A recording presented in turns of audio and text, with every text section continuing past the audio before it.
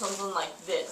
Something like this, no. This is not a complicated fraction. Okay. You have to do the first and second derivative on this one.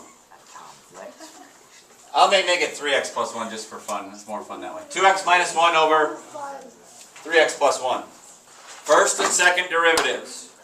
Quotient rule. U prime is 2. V prime is 3. When it comes to the fractions, make sure you simplify your derivatives. So, U prime times V minus V prime times U all over V squared.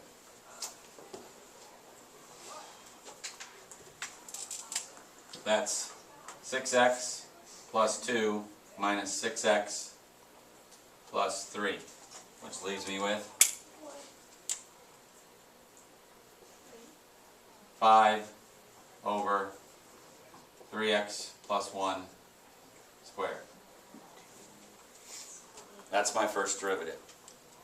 Are these ones that you're giving us? No, you're doing these. Which one are you giving us? I will tell you which one when we get there. It's the complicated fraction. This is not a complicated fraction. Well, I mentioned it at the beginning of this. That's why I'm being more belligerent about it. When you go do this derivative, bring up that and make it a negative 2. It will help you do your derivative. Negative 10 times 3x plus 1 to the negative 3 times 3.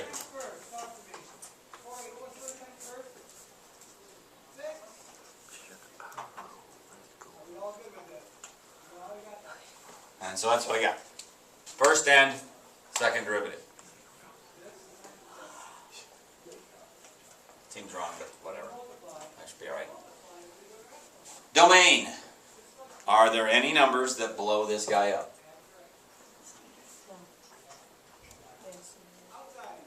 It's a fraction, right? Yep. So 3x plus 1, is there a number that makes that 0? Negative 1/3, right? So x cannot equal negative 1/3. Which also tells me that there is a vertical asymptote at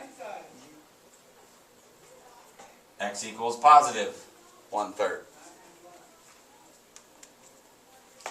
Totally related to each other. So it's like the opposite, like... Well, this is a line. That one you can't pick. So this gives you the vertical dashed line at x equals 1/3. But how come you know, like it's positive to negative? Like... Well, it said that should be negative 1/3. Sorry, thank you. Oh, My fault. that's where I was confused. Yep, Sorry. thank you. Good catch. My fault. Bottom, you take 3 times negative 1/3, I get Range, we'll get back to. Oh, slow. 0 squared is 0. 5 vectors. Doesn't matter. It'd be the same thing. You said it's equal to 0? How do you get that equal to 3 plus 1. Oh, okay. 3x. Set that equal to 0. You cross multiply. And really you got 2x minus 1 equals 0. So there's an x-intercept at 1/2.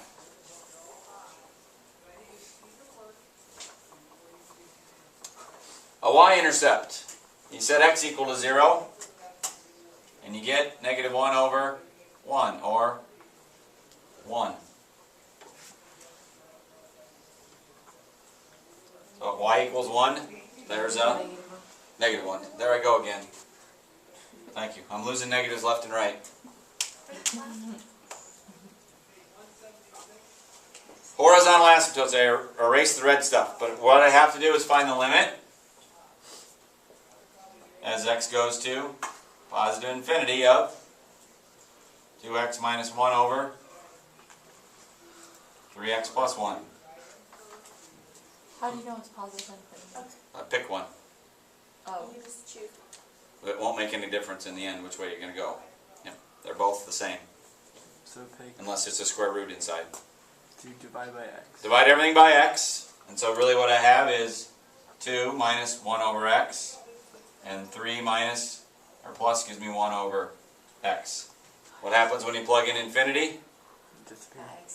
Those go away, and this is equal to 2/3. And it is actually a y equals, because it's a horizontal line.